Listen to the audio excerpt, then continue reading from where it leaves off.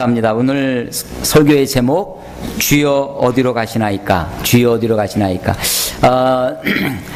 제가 중고등학교를 다닐 때는 전부 다 교복을 입고 다니던, 물론 지금도 교복을 입지만 옛날 교복은 일제 시대의 그런 그 분위기가 있는 군사 문화의 그런 속에 그런 교복이었습니다. 특히 이제 학생들이 또 머리도 이제 짧게 깎고 그렇게 학교를 다녔었죠. 그래서 교회 학교 생활뿐만 아니라 교회 학교 바깥의 교회 생활까지도 지도하는 선생님들이 계셨습니다. 주로 어디서 많이 이렇게 학생들을 단속했냐면 극장이었습니다. 영화관에 가고 싶은데 영화관에 이제 학생들은 출입이 금지가 되어 있죠. 그러다가 한 번씩 단체로 극장을 갈 때가 있었습니다. 언제냐면 중간고사 마지막 날 시험 다 보고 혹은 중간고사 마지막 날 학생들이 단체로 가서 단체 관람을 하게 되죠. 그 단체 관람을 하게 되면 그때 보는 영화는 딱 정해져 있었습니다.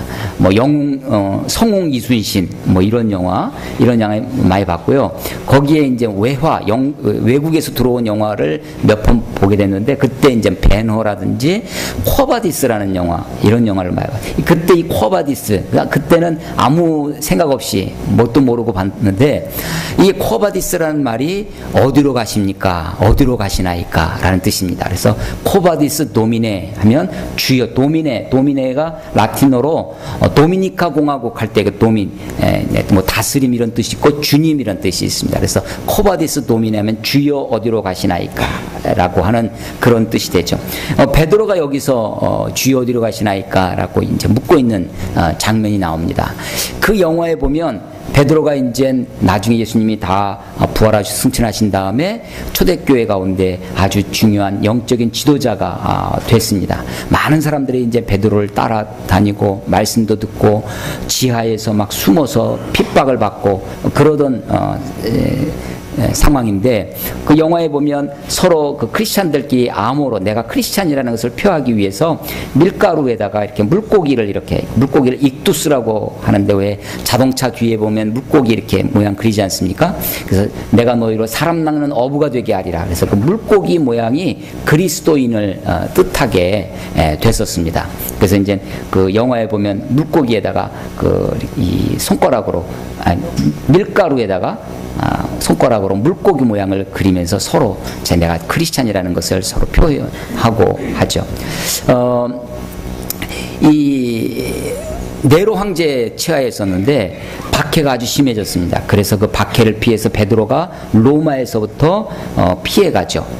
피해서 도망을 지금 피신을 가고 있는데 로마를 등을 지고 로마를 점점점 멀어서 가고 있는데 주님이 나타나신 거예요. 주님이 베드로를 보고 너무나 반가워서 베드로가 주님께 아는 체를 하려고 했더니 그 예수님이 베드로를 외면하시고 로마를 향해 가시는 겁니다. 그때 베드로가 물어본 말씀이 주여 어디로 가시나이까? 코바디스 도미네라고 묻죠. 예수님이 그때 나는 네가 버리고 온 내 양들을 위하여 가노라 라고 하면서 로마를 향해 갑니다. 베드로가 그때 다시 뉘우치고 로마로 와서 거기서 이제 로마에서 마지막 순교를 하게 되는데 내가 예수님을 또 부인했다고 하면서 예수님처럼 십자가에 똑같이 달릴 수 없다. 그래서 거꾸로 매달리게 되죠. 십자가에서 다리가 위로 가고 머리가 밑으로 가고 거꾸로 매달려서 십자가에서 처형을 받습니다. 마지막 장면이 그 베드로의 그 십자가 처형 장면인데 그때 막 우리 어젯밤 수원에 비 오고 천둥 치는 것처럼 막 천둥 치고 막 비가 막 쏟아집니다. 그러니까 거꾸로 매달려 있는 상태에서 막 폭풍우가 쏟아지는 그런 장면으로 마지막 장면이 이루어지죠.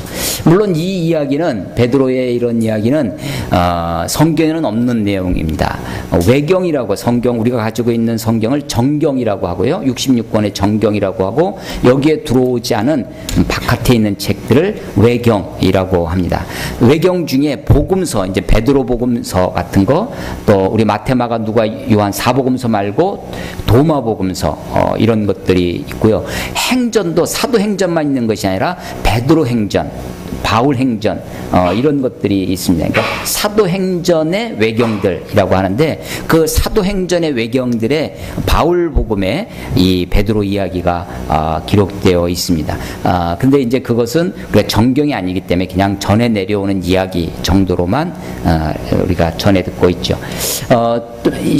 1896년에 노벨 문학상을 받은 사람 중에 생케비치라고 하는 사람이 이 코바디스라는 소설을 썼습니다. 그것을 이제 한 30년 전에 그것을 영화화 했던 거죠.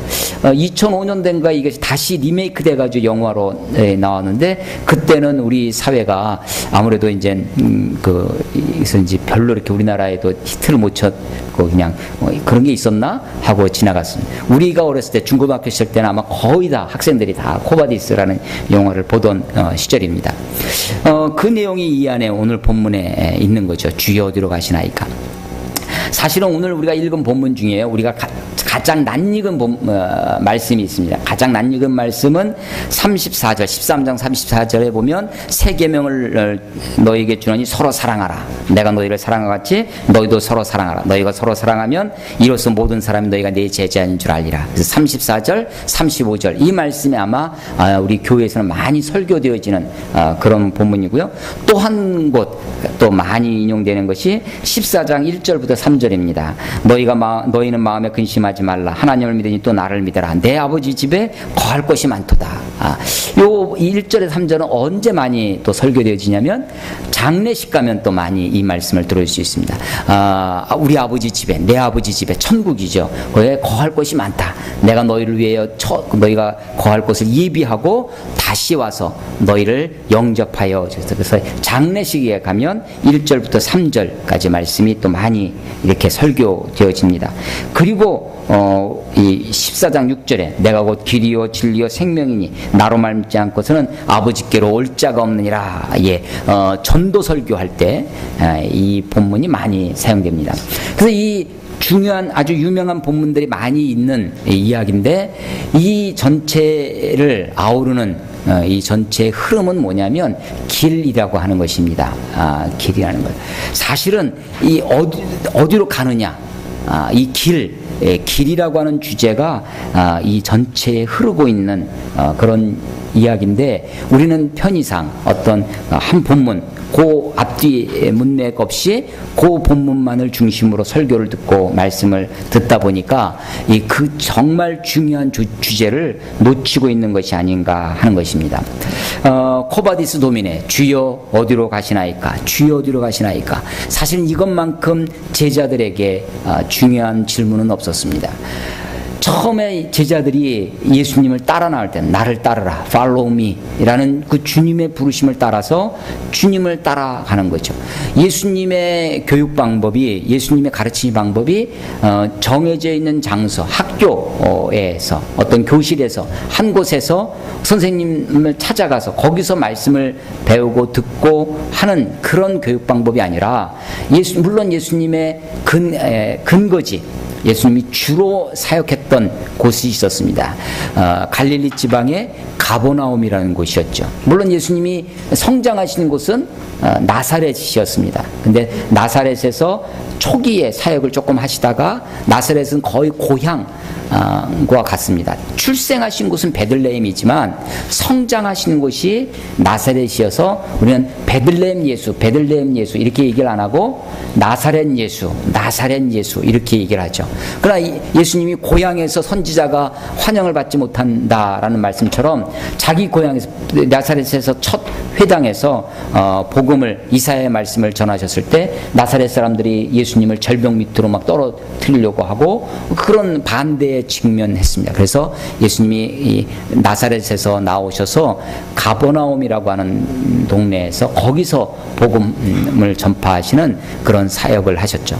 물론 그것이 근거지였지만 예수님은 예수님의 그 3년간의 공생을 통해서 유대 땅을, 갈릴리와 유대, 사마리아를 다니시면서 두루 다니시면서 복음을 전하셨습니다. 그러니까 예수님이 가실 때, 어디를 가실 때 제 아들이 따라가는 것이죠.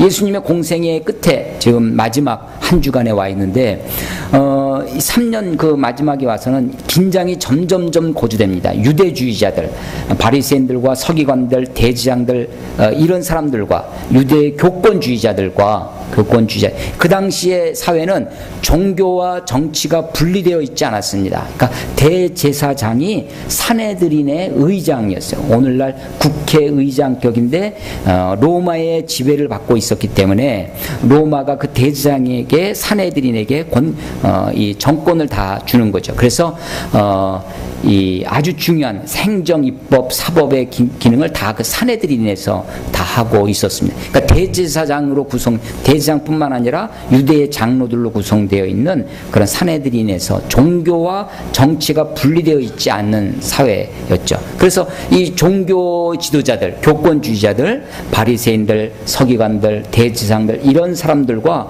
예수님이 지금 긴장 관계에 놓여서 그 긴장이 점점점 고조가 되었습니다.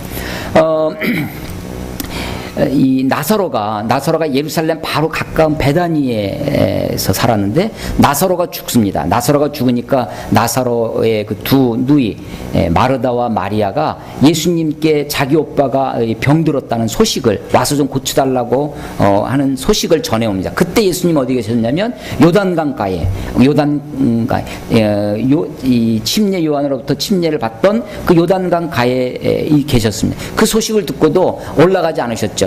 이틀을 더 유하시다가 이제사 야, 우리가 이제 내가 올라가야 되겠다 그랬더니 그 중에 지혜들이 막 소동이 일어났죠. 아니, 유대 가면 지금 예수님을 잡으려고 하는 사람이 있는데, 그 중에 한 사람 도마가 벌떡 일어나서 하는 얘기가, 그래 우리도 주님과 함께 죽으러 가자 하고 결연하게 일어서 말했던 그런 장면이 있습니다. 그러니까 그럼 예루살렘으로 올라오는 그 장면이 제자들에서는 상당히 비장한 각오를 하고 지금 예루살렘으로 유대 그 쪽으로 오게 되는 것입니다. 마침 그때가 6월절 절기가 다가왔습니다. 많은 순례객들이 예루살렘 그 성으로 몰려들고 있는 그 사이였습니다. 그때 예수님이 예루살렘에서 바로 지척에 있는 그 베다니로 이제 가시겠다고 하니까 지혜들이, 야, 이제 어쩌면 우리가 예수님이 잡혀서 우리도까지 그렇게 죽을지 모르겠다고 하는 그런 긴장감을 가지고 옵니다.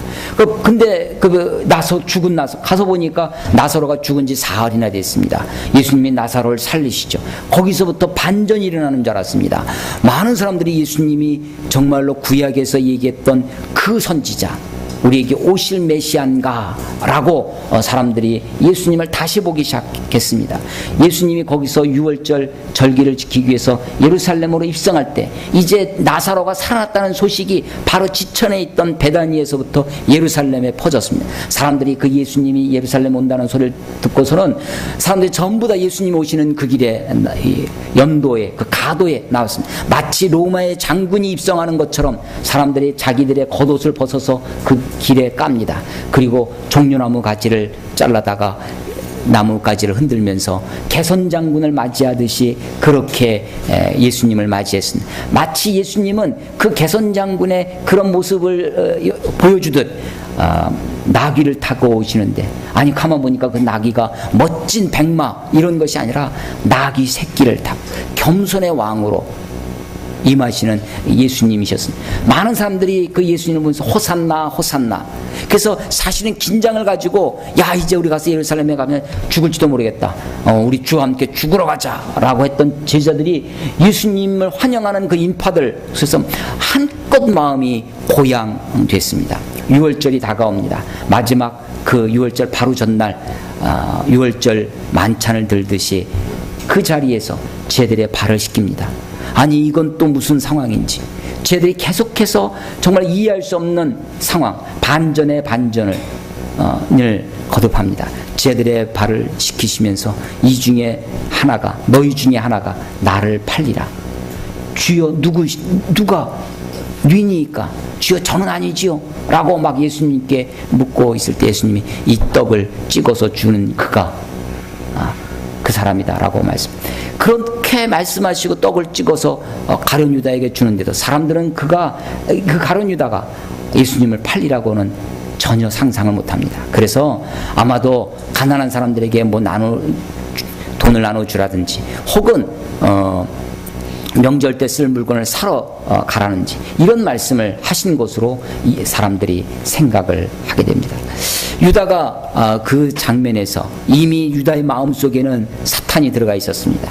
예수님이 그 마음속에 그 마음을 보시고 말씀하시는 순간 떡을 찍어서 유다에게 주는 순간 그것을 받아 먹고서는 자리에서 일어납니다. 말없이 그 자리를 빠져나갑니다. 이게 13장 30절입니다.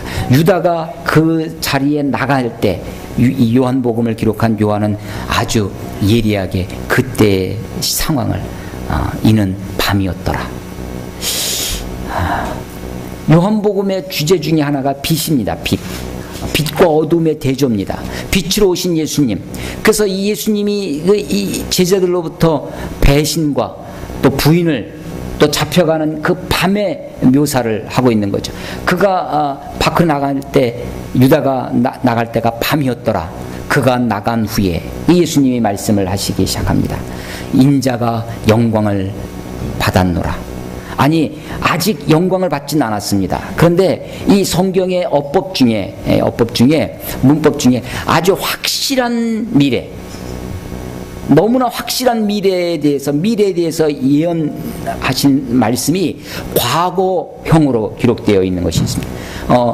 이사야서라든지 그런 예언서를 읽다 보면 저 뒤에 이루어질 일을 지금 말씀하고 있는데 그 문체가 시제가 과거로 되어 있어요. 과거로. 그 너무나 확실해서 예수님이 영광을 십자가의 죽으심을 영광을 받을 때가 되었다. 이제 그것이 그 앞에는 아직 때가 이르지 아니하였으니 그러다 죽은 나사로를 살리실 때 인자가 영광을 얻을 때가 왔노라라고 하면서 나사로를 살리시죠.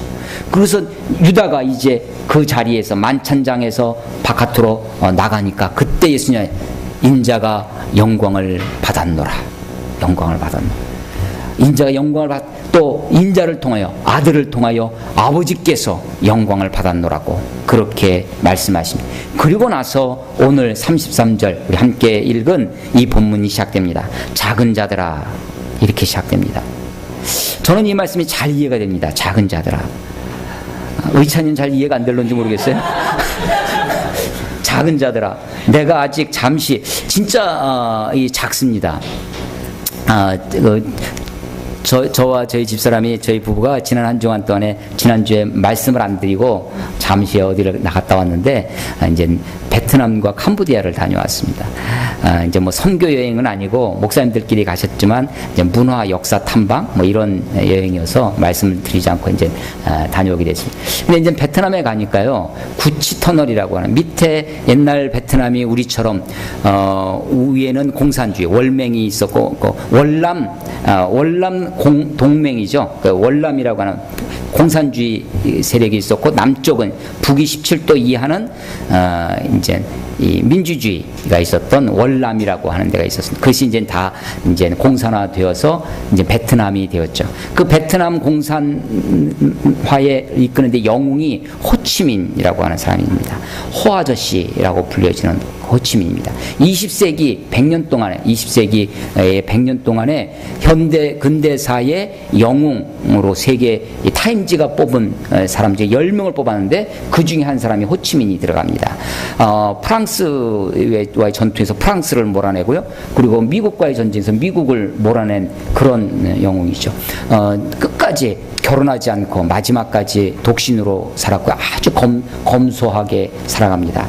다른 데는 다 신격화하고 하는데 이 호치민은 신격화하지 않습니다. 그래서 자기를 호아저씨라 빠코 호아저씨라고 불리기를 그렇게 좋아했다고 그러고요. 그 북쪽에 가서 이 하노이에 가면 지금 수도에 거기에 가면 호치민의 생가가 있는데 굉장히 그 생가도 검소합니다.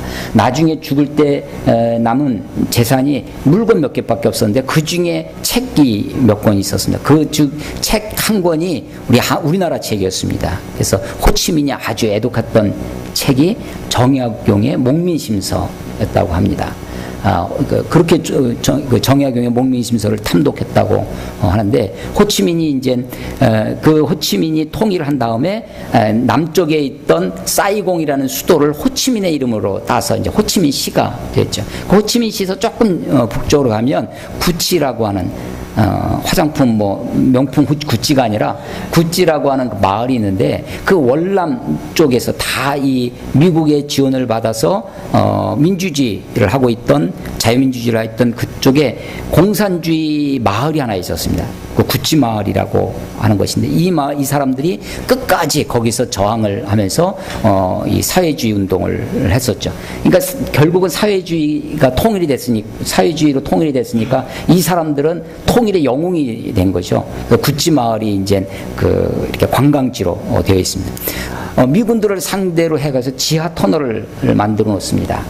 그 지하 터널의 길이가 250km입니다. 250km요. 그 지하 터널의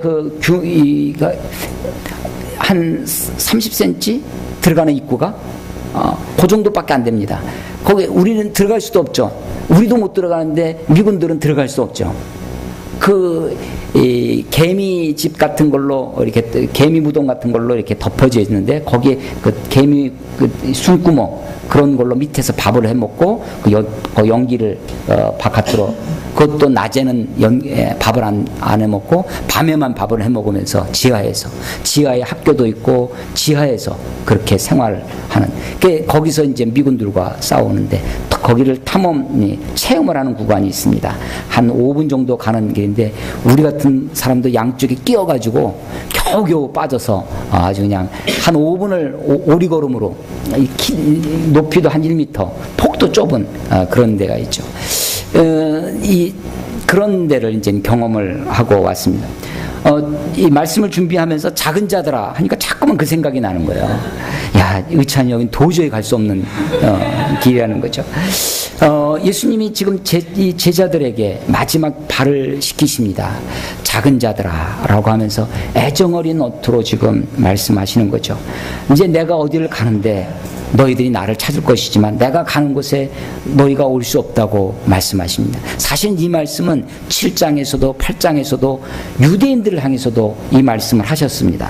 그래서 내가 유대인들에게 너희는 내가 가는 곳에 올 수 없다고 말한 것과 같이 지금 너희에게도 이르노라. 너희에게도 똑같은 말을 한다는 거죠. 근데 유대인들은 저가 헬라인이 사는 곳으로 가려나? 그 당시에는 그리스 문화가 그러니까 다 앞선 로마로 막 가가지고 그러는 줄 알았다는 거죠. 그러니까 유대인들이 우리는 못 가고 너 저만 가려고 하나. 그런데 여기서 예수님이 내가 가는 곳, 그곳은 물론 지금 앞으로 상황은 예루살렘입니다. 앞으로 물리적인 공간적 상황은 골고다 언덕입니다. 근데 그것이 그 다음으로 예수님이 가실 곳은 하나님의 나라, 하늘나라, 천국이죠. 아버지의 품으로 가는 겁니다. 죽음의 길로 가는 것입니다. 예수님의 지향점이 어디였느냐? 예수님의 목표 지점이 어디였냐면 골고다 언덕 십자가였습니다. 우리는 사실은 다 죽어가고 있습니다. 다 유한한 생명 가운데 있죠. 우리가 사실은 그런데 그것을 죽어간다고 표현 안 하고 살아간다고 얘기합니다. 다 죽을 사람들입니다. 다 죽을 사람, 죽어가고 있는데도 불구하고 우리는 살아간다고 이야기합니다. 근데 주님은 사실은 죽으러 이 땅에 오셨습니다. 예수님의 목표, 예수님의 지향점은 십자가였습니다. 골고다였습니다. 내가 가는 곳에 너희가 올 수 없다고 그렇게 말씀한. 그리고 나서 새 계명을 너희에게 주노니 서로 사랑하라. 그래서 우리는 그 앞뒤 그 문맥 없이 요 서로 사랑하라고 하는 이 달콤한 말씀, 서로 사랑하라. 공동체의 필요를 위해서 우리 공동체에서 서로 사랑하라라는 메시지만을 더 많이 강조하지만, 사실은 이 본문이, 이 말씀이 예수님이 가실 그곳, 그 길을 이야기하고 있는 것입니다. 그때 베드로가 36절에 묻고 있죠. 주여 어디로 가시나이까? 예수님이 대답하실 때 내가 가는 곳에 내가 지금은 따라올 수 없으나 후에는 따라오리라. 지금은 할 수 없지만 이후에는 따라오리라. 지금은 할 수 없지만 나중에는 이렇게 한다 라는 말씀이 이후에 여러 번 베드로에게 말씀이 나누어집니다. 지금은 할 수 없지만, 지금은 왜 할 수 없습니까? 내 힘으로, 내 능력으로 할 수 있는 것이 아닙니다. 신앙의 길은, 믿음의 길은 내 힘으로 가는 것이 아닙니다. 내 힘으로 가는 것 같지만 사실은 내 힘이 아니라 하나님의 이끄심, 성령님의 도우심, 성령님의 힘이 아니고서는 갈 수 없는 길이 믿음의 길이고 주님을 따라가는 길입니다. 마지막 예수님이 부활하시고 갈릴리 호숫가에 가셔서도 네가 젊어서는 네 스스로 띠를 띠고 가지만 이제 늙어서는 남이 너희에게 띠를 띠우리니 그가 너의 길을 인도할 것이라고 이야기하고 있는 것입니다. 신앙의 힘이 이 자의적인 힘이 아니라 하나님이 우리에게 주어주시는 힘, 그런 타의적인 힘에 의해서 이끌어진다고 하는 것입니다. 그때 베드로가 37절에 주여 내가 지금은 어째 따라갈 수 없나이까 주를 위하여 내 목숨을 버리겠나이다.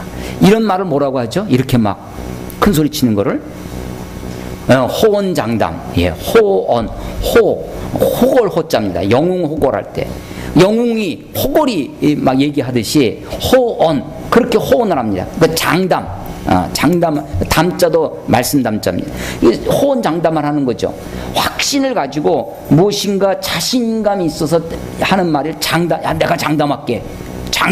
지금 호언 장담하고 있습니다.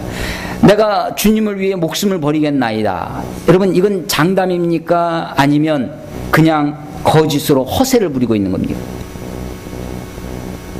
이 상황 속에서 베드로가 거짓된 마음으로 예수님을 위해서 희생할 마음이 하나도 없었는데 그냥 지금 앞에서 알랑방구라고 아세요?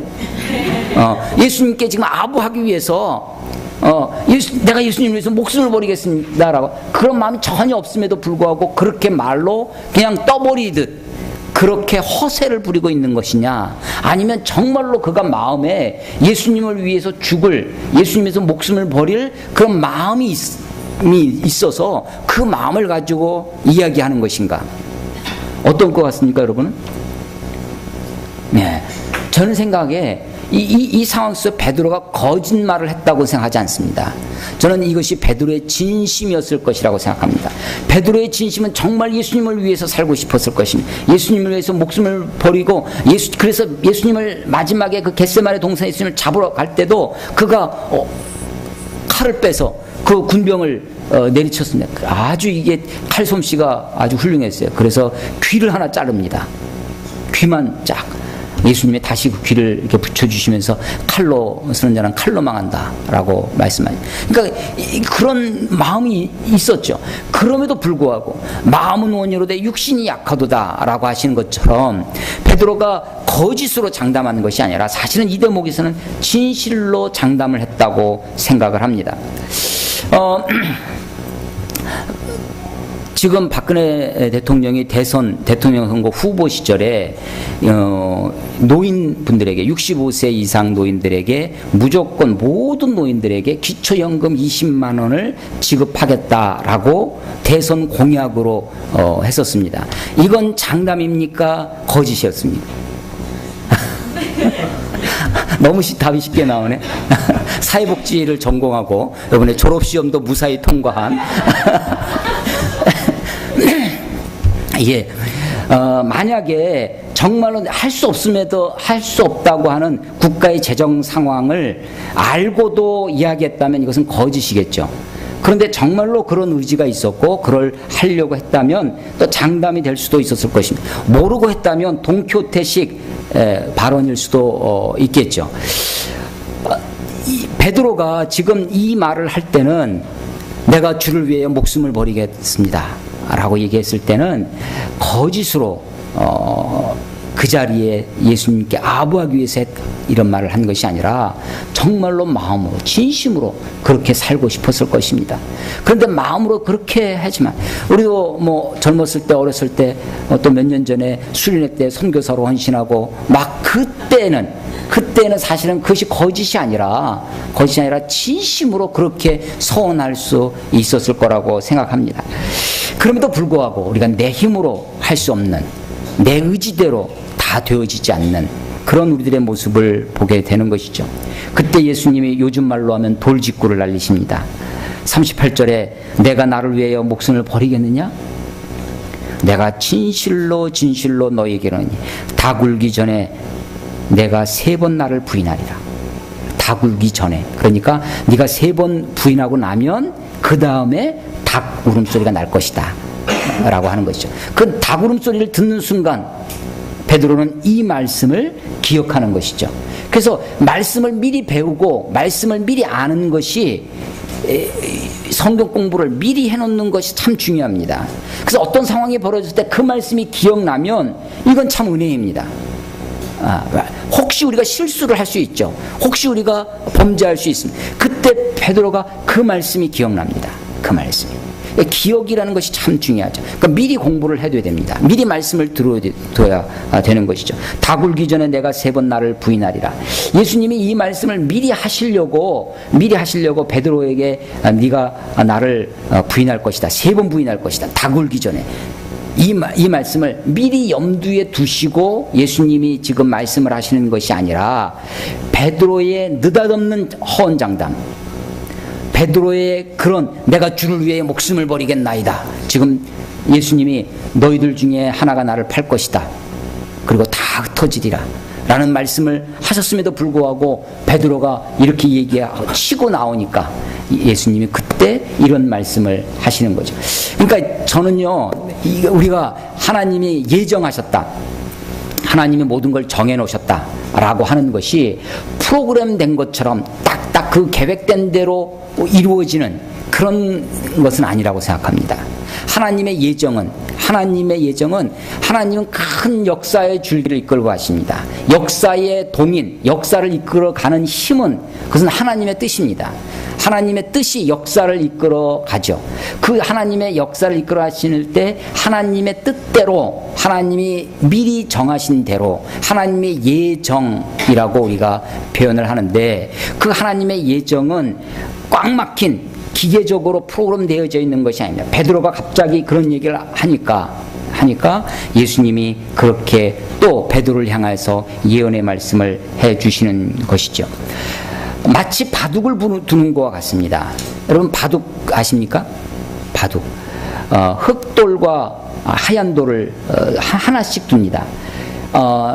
고수라고 해서 잘 두는 사람을 고수라고 하고 못 두는 사람을 고의 반대 저수 이렇게 표현하지 않습니다. 우리말에 이게 단어가요, 이게 좀 고수의 반대는 하수입니다. 하수의 반대 상수 이렇게 얘기 안 하고 고수와 하수 이렇게 해죠. 개강, 학교에서 개강의 반대는 뭐예요? 개강식. 그럼 개자의 반대는 뭐예요? 패죠. 그럼 개강의 반대는 패강. 이건 또 아니죠. 개강의 반대는 종강이에요. 그럼 종자의 반대는 시자죠. 그럼 시강 해야 되는데, 이것도 시강은 뭐냐면 주로 예비 선생님들이 앞에 가서 이게 시범 보이는 거 있죠. 그걸 시강이라고 하죠. 그러니까 우리말에 이게 단어가 그렇지만 관행상 우리가 그렇게 쓰니까 언어의 습관, 사회성이 있기 때문에 그렇죠. 자, 고수와 하수가 둡니다. 고수는 잘 두는 사람이죠. 맨날 이깁니다. 당연히 고수가 이기고 당연히 고수가 그리는 그림이 바둑판에 그려집니다. 자, 그런데 고수라고 해서 바둑알을 2알씩 놓는 게 아닙니다. 나는 1알밖에 안 놓고 고수는 2알을 놔서 그래서 고수 그림이 그려지는 것이 아니에요. 한 번씩 합니다. 하나님과 우리를 생각하면 하나님이 고수세요. 나는 당연히 하수죠. 결국 내 인생의 그림은 뭐가 그려지겠어요? 어떤 그림이? 내가 원하는 그림이 그려지는 것이 아니라 고수이신 우리 하나님이 원하시는 그림이 그려지는 것입니다. 아니, 그것을 나라고 하는 사람들의 집합체 인류로 해도 마찬가지. 인류가 아무리 때로 몰려들어도 고수이신 우리 하나님을 당해낼 수가 없죠. 인류가 그리는 그림이 있습니다. 인류가 원하는 그림이 있어요. 어떤 영웅호골이 태어나가지고 자기가 원하는 어떤 그림을 그리려고 역사를 이끌어가고 하는 것 같지만 사실은 그 역사의 그림은 인간에 의해서 그려지는 것이 아니라 하나님에 의해서 그려진다고 믿습니다. 그 하나님에 의해서, 하나님의 뜻에서 이어지죠. 내가 바둑알을 놓습니다. 나도 하수지만 내가 바둑알을 둘 때 마음대로 둘 수가 있습니다. 내 마음대로. 바둑을 처음 시작할 때 깨끗한 발 하나씩 놓기 시작하지 않습니까? 처음 시작할 때는요, 진짜 내 마음대로 놀 수 있어요. 여러분들에게는 아직도 놀 공간이 많죠. 젊은 여러분들에게는 20대, 10대, 젊은 여러분들에게는 놀 공간이 많습니다. 이제 50대가 넘어가고 60대, 70대 나이가 들어가면 이제 내가 그동안 바둑알을 많이 놨어요. 공간을 많이 차지해서 남은 공간이 몇 대 없습니다. 이제는요, 이것을 관리를 잘 해야죠. 집 계산을 잘 해서 마지막에 집수가 많이 나올 수 있도록 마지막 경기를 해야 되는 거죠. 내 마음대로 두는 겁니다. 여러분 마음대로 두는 거예요. 그것을 우리는 뭐라고 하냐면 자유의지라고 합니다. 우리에게 100% 자유의지를 주셨어요. 내가 다 할 수 있습니다. 그런데 하수는요, 100% 자기 마음대로 두지만 100% 상수가 두는 대로 따라가게 되어 있습니다. 늘상 선수를 놓쳐요. 늘상 나중에 점점 보면 어디다 둘 줄 모르고, 분명히 놀 공간이 있는데도 불구하고 이 돌을 어디다 둬야 할지 바둑을 좀 둬보시면 알게 됩니다. 인생이 그렇습니다. 나중에 점점점 가면 내 인생에 둘 데가 없어요. 많이 결정됩니다. 이제 제가 결혼했지 않습니까? 결혼이라고 하는 수를 뒀죠. 더 이상 어디다 다른 데 둘 수가 없는 거죠. 모든 내가 한 여자를 선택하는 순간 수많은 여자를 포기했어야 되기 때문에 더 이상 거기에는 둘 수 없는 거죠. 직업, 저는 직업이 선택되어 있습니다. 물론 지금이라도 교회도 그만두고 할 수 있는 거는 이제 택시 운전일 텐데 그 돌을 둘 수도 있겠죠. 여러분들에게는 아직도 직업이라고 하는 그 돌을 어디다 놓을 것이냐, 그 돌을 놓기 위해서 여러분들의 선택이 여러분에게 주어져 있죠. 내가 어떻게 두든지 하나님은 거기에 반응해 오시면서 하나님의 그림을 그려 가실 것입니다. 물론 베드로가 내가 주를 위해 목숨을 버리겠나이다 라고 얘기를 합니다. 예수님은 이미 알고 있었습니다. 네가 닭이 울기 전에 3번 나를 부인하리라. 너는 싹수가 놀았다. 너 같은 놈은 단칼에 잘라버리시는 것이 아닙니다. 이런 예수님의 돌직구를 맞고서 그 제자들이 술렁대기 시작합니다. 아니, 저렇게 용감한 베드로마저도 예수님을 부인하다니. 아니, 저렇게 씩씩한, 저렇게 적극적인 사고방식, 저렇게 긍정적으로 아주 에너지가 넘치는 에너자이틱한 이 베드로마저도 예수님을 부인하고, 그것도 3번씩이나, 그것도 이제 다 굴기 전에. 그럼 도대체 나는 뭐가 되나? 제들 사이가 술렁설렁이합니다. 마음에 지금 요동이 치고 있습니다. 아니, 지금 계속해서 반전과 반전을, 예수님을 따라다니면서 막 오병이어를 일으키고 무리를 건너가시고 나사로를 살리실 때는 마음껏 마음이 고향됐습니다. 그런데 막 고향이 되는 그런 마음에 예수님이 그때마다 막 천불을 끼얹습니다. 오병이어를 일으키고 많은 사람을 먹이시고 나서 유대인들이 예수님을 왕으로, 임금으로 삼으려고 했더니 예수님은 호련히 배를 타고 호수 건너가로 가십니다. 산속으로 한적한 곳에 가서 홀로 기도하시고 묵상하시고 하고 있습니다. 예수님의 인기가 한껏 올라갈 때 내가 원하는 길은 그런 길이 아니라고, 바로 이 대장들과 서기관들과 바리새인들에서 내가 고난을 받고 사흘 만에 죽임을 당하고 사흘 만에 다시 살아난다고 그렇게 얘기하십니다. 갔더니 사람들이 예수님을 막 환영하고 호산나 호산나 그렇게 예수님을 막 올립니다. 또 다시 한번 마음에 막 불이 지펴지는 거죠. 근데 예수님이 너희들이 나를 배반할 거라고, 배신할 거라고 이야기합니다. 그때 아주 그냥 쟤들이 예수님의 발을 씻기면, 그 발을 씻긴 장면에서도 쟤들이 아무 말 못하고 예수님 그 발을 다, 예수님이 발을 씻겨주는 것을 그 다 가만히 지켜보고 있죠. 그때 베드로는 용감하게 말합니다. 예수님, 내 발을 못 씻습니다. 내가 네 발을 씻겨주지 않으면 너와 내가 상관이 없다. 그래요 예수님? 온몸을 목욕시켜주세요. 그럴 필요 없다. 이미 목욕한 자는 발만 씻어도 된다. 그러나 다는 아니니라. 너희 중에 하나는 나를 팔리라. 예수님, 다 주를 버릴지라도 나는 주님을 버리지 않겠습니다. 내가 목숨을 버려서라도 주님을 따라가겠습니다. 그래? 네가 나를 위하여 목숨을 버리겠다고? 오늘 밤 닭이 울기 전에 네가 나를 3번 부인할 것이다.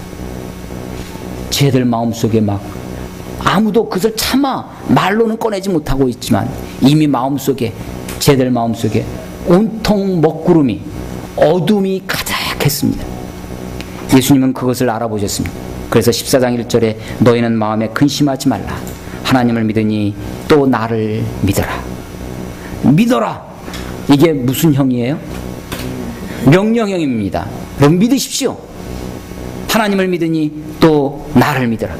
이 본문에서 명령어가 두 가지입니다. 여기 성경을 읽으실 때 뭐 다른 건 이해는 잘 못하셔도, 다른 건 잘 몰라도 주님이 하라고 하신 일, 명령어를 놓치시면 안 됩니다.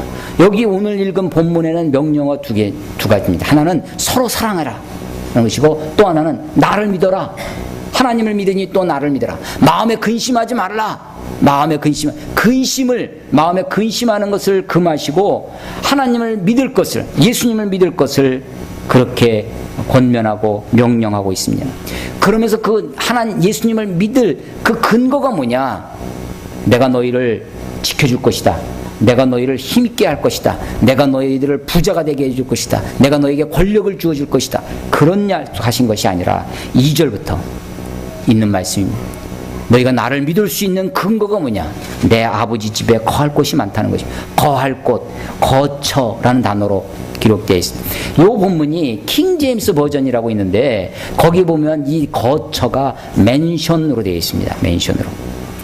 그래서 언젠가 설교를 듣는데 하나님이 여러분들을 위해서 천국의 맨션, 옛날에는 요즘도 그런 맨션이라고 이렇게 이름 붙어져 있는 그 집들이 있는데, 옛날엔 맨션은 굉장히 고급 집으로 통했습니다. 그래서 천국의 하나님이 여러분들을 위해서, 지금은 단칸방에 살고 있지만 막 부동산 투기가 일어나던 20년 전, 30년 전에 막 이런 설교를 하시는 거예요. 그래서 너희들을 위해서 하나님이 우리를 위해서 거처를, 맨션을 예비해 주셨다. 하나님이 천국에 이렇게 아름다운 집을, 그래서 막 단칸방에 살던 우리가 하나님이 그 맨션을 예비해 주신다니까 얼마나. 그런데요, 이 단어는 모네라고 하는, 마네 모네 하는 그거랑 똑같습니다. 모네라고 하는 헬라어 단어인데 이것은 그냥 거처입니다. 그냥 평범한 집입니다. 특별한 집이 아니라 하나님. 그래서 그렇게 강조하는 것은 오히려 이 땅에 살고 있는 우리의 물질적 부를, 물질적인 탐, 그래서 나중에 이 땅에서 충성하지 못하면 천국에 가면 헛간에, 그 비슷한 메시지가 뭐냐면, 여기서 하나님께 충성을 당하면 여기에 금면류관을 쓰는데, 여기서 제대로 이 땅에서 순종하지 못하고 봉사하지 못하고 충성하지 못하면 천국 가면 무슨 모자 쓴다고 그래요? 제일 많이 듣는 용어, 개털모자. 여러분 아세요? 그런 말 들어보셨습니까? 요즘 우리가 개털모자 쓰지 않고 다녀서 그렇지. 이 개털모자 면류관은커녕 개털모자 쓸 것이다. 여러분, 그런데요, 요한계시록에 읽다 보면, 요한계시록에 마지막 그 천국의 24장로와 어린 양의 보좌 앞에 우리 면류관이 있죠. 면류관이 있는데 우리가 면류관을 벗어서 그 발 앞에 던지는 장면이 나옵니다.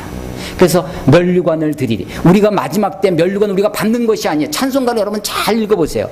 찬송가를 읽으면서 한번 가사 하나하나를 잘, 면류관을 받으리 아니라 면류관을 드리리. 우리가 면류관을 받아요. 근데 가만 생각하면 이게 내 공로가 아니야. 내가 잘나서 금면류관 받은 게 아니라 내가 뭐 해서 하는 것이 아니라 내가 이렇게 한 것은 다 하나님 은혜입니다. 내가 이나마 살 수 있었던 것이 주님의 이끄심이었습니다. 그래서 그 면류관을 벗어서 주님께 드리는 거예요. 그래서 면류관을 받으리가 아니라 면류관을 드리리입니다. 그래서 요한계시록에도 보면 24장로와 어린 양 그 보좌 앞에 면류관을 드리는 거죠. 여기서 이걸 맨션이라고 해서 아주 고급 저택으로, 그래서 천국에 우리가 이렇게 예비되어 있다라고 하는 것은, 물론 천국이 아름답죠. 거기에는 근심도 없고 죽음도 없고 그런 아름다운 곳이지만, 그렇다고 해서 이것을 그렇게 가리키는 것은 단어를 잘못 이해한 결과라고 생각되어집니다. 내 아버지 집에 거할 것이 많습니다. 우리 하나님 천국이 우리가 이 땅에 살고 있는 곳이 천국이다. 최근에도 어떤 목사님들 모임에 가가지고 토론이 벌어졌는데, 이분이 이제 이게 우리가 언제 천국을, 하나님의 나라를 소망하게 되냐면요, 언제 소망하게 되겠습니까? 이 땅에서 삶이 고달플 때 그렇습니다. 근데 이 땅에서 삶이 고달프지가 않아요. 아주 그래서 이 기독교의 교회의 부흥이 GNP 5,000불 이상 넘어가면 성장의 속도가 줄어든다고 선교학자들은 이야기합니다. 이제 2만 불 내려가고 있는 거죠. 천국보다 여기가 더 좋은 거예요. 이 땅에서 누리고 사는 거죠. 그 목사님도 좀 잘 나가시는 목사님, 세상식으로 하면 그런 분이셨어요. 그러니까 이분은 천국이 그런 데에 있는 것이 아니라 이 땅에 있다. 여기서 우리가 천국을 경험하고 그래서 우리의 서로 삶의 이 현세적 천국을 강조합니다. 물론 하나님의 말씀에 성경에 현세적 천국을 말씀하시는 부분도 많이 있습니다. 천국이 여기 있다 저기 있다 하지 말지니 곧 너희 속에 있느니라. 우리 안에 천국이 있다고 하는 것이죠. 천국에 하나님의 나라가 임하여 옵니다. 주기도문에 나라가 임하옵시며 나라가 임하는 거예요. 하나님의 나라가 우리들 가운데 이 땅 가운데 임하는 천국이 있습니다. 임하는 천국. 우리 가운데 내 마음이 천국이 돼야 되죠. 그걸 저는 뭐라고 표현한다고요? 내 마음속에 여러분들 내가 예수님을 믿으면 내가 하나님의 천국, 하나님의 나라는 그 나라는 어떤 개념이냐면 영토 개념이 아닙니다. 하나님의 나라는 다스림이에요. 다스림. 하나님이 다스리면 하나님의 나라죠. 하나님은 예수님을 믿고 예수님을 나의 주님으로 내가 영접하면 하나님이 나를 다스리기 시작합니다. 하나님의 나라가 이루어지죠. 그것을 우리는 저는 심상천국이라고 얘기합니다. 이게 그 신학교 교재에 없는 내용이니까 성경에도 없는 내용이니까 분명히 출처를 밝혀야 되죠. 요즘은 설교도 표절한다고 하는 데가 많이 있거든요. 그래서 오늘 제가 책을 한 권 사놓고 아직 못 읽고 있는 책이 얇은 책이 한 권 있는데 너의 목소리로 설교하라. 그래서 좀 읽으려고 지금 사놓은 책이 있습니다. 이건 표절이 아니니까 심상천국이 있습니다. 심상. 내 안에서 내가 예수님을 믿으면 내 안에서 이루어지는 천국이 있습니다. 하나님의 나라. 세상이 아무리 고통스럽고 아무리 세상에서 어려운 일이 생겨도 예수를 정말 믿고 있으면 마음속에 천국이 이루어집니다. 하나님의 주시는 평화가 있어요. 하나님이 내가 너에게 평안을 주노니 세상이 주는 것과 같지 않다. 그 평안은요, 이건 정말 세상과 비교할 수 없는 평안입니다. 마치 이런 거, 만약에 우리가 마약을 한다. 하다못해 가스, 본드 이런 걸 먹으면 환각 상태가 옵니다. 이때 그런 마약을 해서 오는 그런 환각 상태에서 몰아지경의 세계에서 오는 평안, 그때 막 겁이 없어지죠. 그때 걱정이 없어집니다.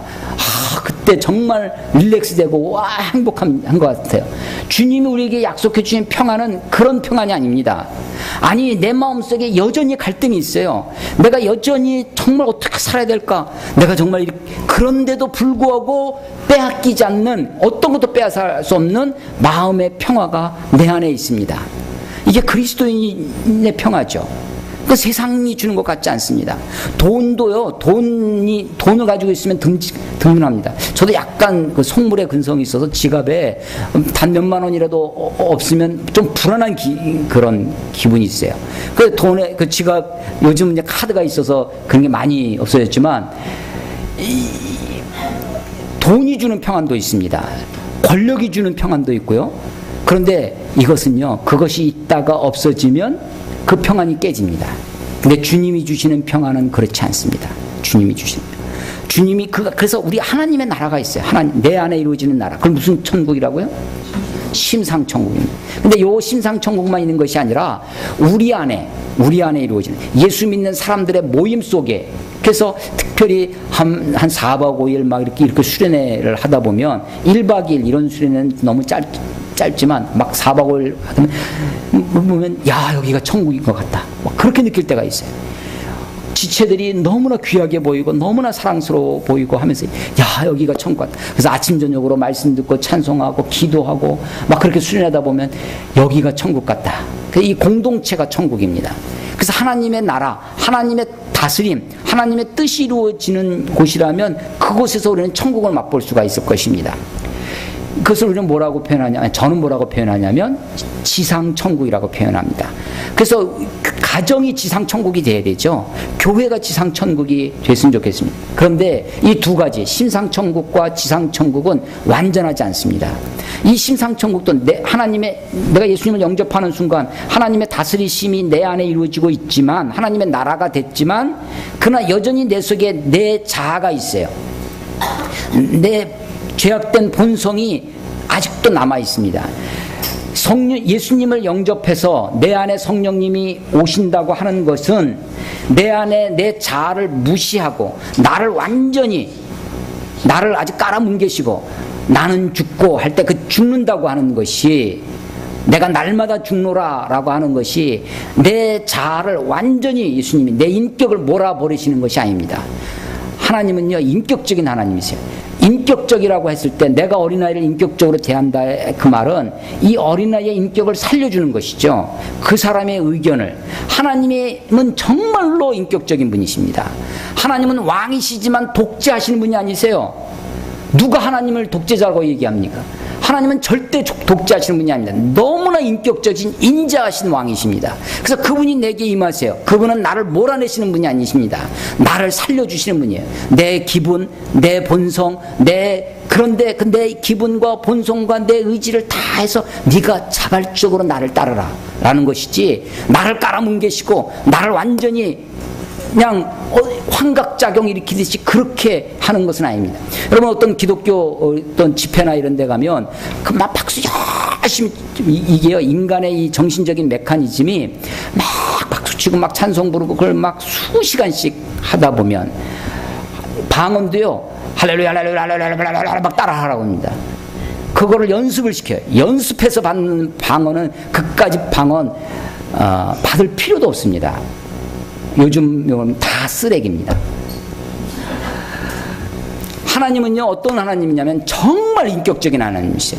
하나님은 정말 인자하신 하나님. 그래서 하나님의 나라가 내게 임하지만 하나님의 나라는 내 살아있는 본성 때문에 내 안에서 완벽하게 이루어지지는 않았습니다.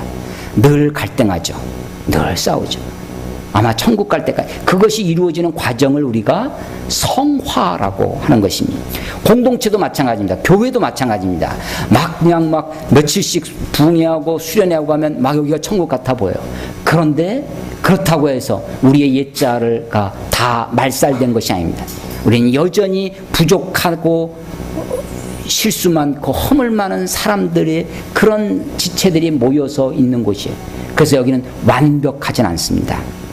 그래서 하나님의 나라가 임했지만 우리는 날마다 기도해야 됩니다. 하나님 나라가 임하옵시며 주기도문 너희가 그렇게 기도해라 라고 기도를 가르쳐 주시잖아요. 예수님이 가르쳐 주신 기도, 다른 기도하지 마시고 그 기도 열심히 해보시죠. 나라가 임하여 주시오. 하나님 내 안에 하나님의 나라가 이루어지게 해주시옵소서. 우리 교회 가운데 하나님의 나라가 임하게 해주시옵소서. 우리 가정 가운데 하나님의 나라가, 우리 직장 가운데, 우리 교실에, 우리 캠퍼스에 하나님의 나라가 임하게. 그게 지상천국입니다. 근데 천국이 또 하나가 있다고 그랬죠. 그것이 뭐냐면 천상천국입니다. 하나님의 하늘에 있는 하나님의 나라. 그 하늘은 스카이죠. 비행기 타고 올라가는 그 하늘이 아니라 헤븐입니다. 하나님의 나라, 지고한 세계. 그런데 그렇다고 해서 그 스카이가 아니라, 공간적인 스카이가 아니라 헤븐이라고 해서 그것이 상상의 나라는 아닙니다. 그 나라는 실제 않은 나라입니다. 우리가 갈 하나님의 나라입니다. 예수님은 곳곳에서 우리가 가야 할 하나님의 나라를 말씀하십니다. 하나님은 우리가 들어갈 하나님의 임하는 나라가 있지만 요한복음 3장에 너희가 거듭나지 않으면 하나님의 나라에 올 수 없느니라. 네가 물과 성령으로 나지 아니하고서는 하나님의 나라에 갈 수 없느냐. 가는 나라가 있어요. 가는 나라. 임하시는 나라가 있지만 가는 나라가 있습니다. 여기 내 아버지의 집에 아들 예수님이 아버지 집에 가셔서 그것을 예비하고 다시 오시겠다고 약속해 주십니다. 3절에 가서 너희를 위해 거처를 예비하면 내가 다시 와서 내가 너희를 내게로 영접하여 나 있는 곳에 너희도 있게 하리라. 나 있는 곳에 너희도 있게 하리라. 예수님이 계신 그곳이 천국 아니겠습니까? 주님과 함께 있는 곳이 천국이죠. 주님과. 예수님이 십자가에 달리실 때 좌우에 강도가 있었습니다. 양편에 그 십자가가 세 개가 달렸죠. 하나는 예수님의 십자가고 양쪽에 강도의 십자가가 있습니다. 한편 강도는 예수님이 네가 메시아거든 너와 나를 우리를 구원해 봐라 라고 막 예수님을 비난합니다. 근데 한편 강도는 예수님 한편이 오른쪽인지 왼편인지 성경에 기록되어 있잖아요. 근데 우리는 선입관이 있습니다. 그래서 늘 오른쪽 강도 그러지만 사실은 오른쪽 왼쪽 구별이 없습니다. 그래서 신학교 졸업고사에 늘 나오는 기출문제 중에 하나입니다. OX 문제로. 당연히 오른편 강도 맞는 것 같거든요. 그래서 동그라미 쳤다가 이제 대본에 틀리는. 한편 강도가 예수님께 주여 당신의 나라에 임할 때 나를 기억하소서라고 예수님께 부탁을 해요. 그때 예수님이 하시면 오늘 내일이 아닙니다. 오늘 네가 나와 함께 낙원에 있으리라. 이 낙원이 예수님과 함께 있는 낙원이 천국 아니겠습니까? 그것을 우리가 죽으면 곧바로 천국 가는 것이 아니라 어떤 중간 단계가 있어. 천국을 가든지 지옥을 가든지 중간 단계에 가서 있다가 대기하고 있다가 밑에 있는 우리 후손들이 헌금 많이 하고 충성을 당하면 먼저 돌아가신 아버지가 그 사람을 위해서 헌금한 이 사람 때문에 천국에도 가고 지옥에도 간다면 그 중간 상태, 그걸 뭐라고 하냐면 지옥도 아닌 연옥이라는 겁니다. 성경은 그렇게 가르치지 않습니다. 네가 오늘, 내일이 아니에요. 오늘입니다. 오늘 나와 함께 낙원에 있으리라. 예수님과 함께 있으면 그것이 천국이죠. 여기 요한복음 14장에도 내가 가서 너희를 위해 처소를 예배하고 다시 와서 예수님이 다시 오실 것을 약속해 주고 계십니다. 다시 와서 내가 너희를 나 있는 곳에 너희도 있게 하리라. 나 있는 곳에 너희도 있게. 나 있는 곳에, 그러니까 예수님이 가실 곳, 예수님이 지금 가실 곳은 골고다 언덕이 최종 목적지가 아니었습니다. 예수님이 가시는 것은 예루살렘이 아닙니다. 예수님의 목적지는 그 아버지의 집, 우리의 궁극적인 가야 할 것이 있었죠. 그런데 제자들은 그것을 도무지 알지 못합니다. 5절에 도마가 이르되, 도마도요 한 성격 하는 사람이죠. 그래서 나사로를 고치러 갈 때 그래 우리도 예수님과 함께 주와 함께 죽으러 가자 라고 분연히 얘기했던 그런 사람이 도마입니다. 도마가 나서서 물어봅니다. 5절에 왜 베드로가 안 나섰을까요? 베드로는 이미 돌직구를 한번 맞았습니다. 내가 주를 위해 목숨이라도 버리겠습니다. 그래? 네가 나를 위해 목숨을 버렸던? 닭이 울기 전에 네가 나를 3번 부인해. 베드로는요 그때 너무 충격을 받은 거예요. 아무 얘기 못합니다. 많은 지혜들이 막 지금 근심에 떨고 있습니다. 그래도 도마가 이야기합니다. 주님, 주여 어디로 가시는지 우리가 알지 못하거늘 그 길을 어찌 알겠습니까? 어디로 가시는지. 이 땅만 보고 있는 사람이 어떻게 아버지 집을 알 수 있겠습니까? 지혜들은 이해할 수 없는 길이었습니다. 그때 6절에 예수님께서 아주 유명한 말씀, I am the way, the way입니다. 내가 곧 길이요, a way가 아닙니다. 여러 가지 길이 있는데 그 중에 한 길이라는 것이 아니라 유일한 길, the way입니다. 유일한 진리, the truth, the life. 내가 곧 길이요 진리요 생명이니 나로 말미암지 않고는 아버지께로 올 자가 없느니라. 공자는 아주 유명한 말, 공자의 말 중에 이런 말이 있습니다. 아침에 도를 들으면 저녁에 죽어도 여한이 없겠다. 조문도 석사가의라는 말이 있습니다. 아침에 도를 들으면, 이 사람은요 도가 있는 사람이 없는 사람, 이 사람은 도를 추구하는 사람, 구도자이긴 합니다. 공자는 도를 추구하는 사람이지 그가 도는 아니에요. 조문도 아침에 도를 들으면 석사가의, 저녁에 죽어도 여한이 없겠다, 가하겠다라는 거죠. 조문도 석사가의. 근데 예수님은 내가 곧 길이다, 내가 곧 길이다라고 말씀하십니다. 석가모니는 길을 찾기 위해서 그가 이 현세에 벌어지는 수많은 고통스러운 이 삶의 길에서 벗어날 수 있는 길을 찾기 위해서 출가했던 사람입니다. 그러니까 그에게는 길이 없었다는 것입니다. 근데 예수님은 내가 곧 길이다, 내가 곧 진리다, 내가 곧 생명이다 라고 말씀하시는 분입니다. 예수님은 그래서 우리는 우리의 어디로 가시는지 그 길을 알아야 될 거 아니에요. 어디로 가시는지. 근데 걱정할 필요가 없습니다. 어디로 가시는지 예수님이 가시는 곳이 있어요. 아버지 집이 있죠. 그런데 예수님 자체가 길이에요. 그러니까 우리에게는 예수님이 목적지입니다. 예수님은 길일 뿐만 아니라 우리에게 있어서는 예수님이 목적지가 되는 거예요. 예수님께만 가면 됩니다. 예수님께만 붙어 있으면 됩니다. 내가 곧 길이기 때문에 그렇습니다. 아니, 예수님이 길만이 아니라 예수님이 어디 그 목표 지점만 얘기했다면 우리는 그 과정을 가야 되겠죠.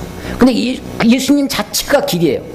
예수님과 함께하면 그것 자체가 우리는 목적지가 되는 것입니다. 그러므로 주여 어디로 가시나이까? 라고 하는 이 질문은 우리들에게서 굉장히 중요한 질문이지만 어디로 가시나이까? 그곳 아버지의 집, 그 아버지의 집이 어디 있는지, 천국이 도대체 어디 있느냐? 아무리 지금 지구 대기권 바깥을 나도 천국을 볼 수가 없습니다.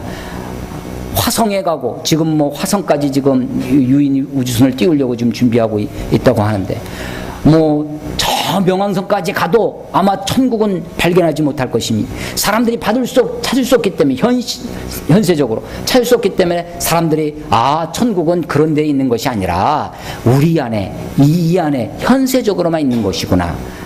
하나님이 이런 것은 상상외로 말씀하실 뿐이지 그렇지 않습니다. 우리는 믿기에 우리가 가야 할 천국이 있다고 믿습니다. 그런데 여러분, 그 천국이 어디 있는지 고민할 필요가 없습니다. 그것 때문에 근심할 필요가 없습니다. 삶이 아무리 어렵고 힘들어도, 삶이 아무리 고통스러워도 우리의 길 되신 주님, 그분 자체가 우리의 삶의 목적지입니다. 우리는 그 길 위에만 있으면 되는 것입니다. 예수님이 내가 곧 길이요 진리요 생명이니, 베드로가 주여 어디로 가시나이까? 코바디스 도미네. 여러분, 어디로 그것에 주목하지 마시고 주님께 주목하십시오. 주님, 그분과 함께 하신다면 그것이 바로 천국일 것입니다. 주님 우리에게 약속해 주고 있습니다. 내가 아버지께로 가서 너희가 를 위하여 거처를 예비하러 다시 오시겠다. 그래서 우리도 주님 계신 그곳에 너희도 있게 하리라 라고 약속해 주고 계십니다. 하나님을 믿으니 또 나를 믿으라 하신 말씀을 따라 주님을 굳세게 믿는 저 여러분이 되시기를 주의 이름으로 축원합니다. 아멘. 기도하겠습니다. 하나님 아버지 은혜를 감사합니다. 우리의 현실은, 우리의 상황은 여러 복잡하고 이해할 수 없고, 아니 심지어는 분통이 터지기도 하는 그런 삶의 부조리 속에 있다 할지라도 하나님을 믿으니 또 나를 믿으라 라고 하신 예수님의 말씀을 따라 내가 예수님을 믿겠습니다. 다시 오시겠다고 약속해 주신 예수님, 그래서 나 있는 곳에 너희도 있게 하겠다고 약속해 주신 주님의 말씀을 믿사와 저 천국에 하나님의 나라 그 영광의 땅에 우리도 임할 줄로 믿습니다. 하나님, 그것을 믿음으로, 그 믿음을 가지고 오늘 우리 이날 지금의 삶도 주의 이끄심을 따라 믿음으로 사랑하며 살아갈 수 있도록 아버지여 축복해 주시옵소서. 예수님 이름으로 감사하며 기도드렸사옵나이다. 아멘.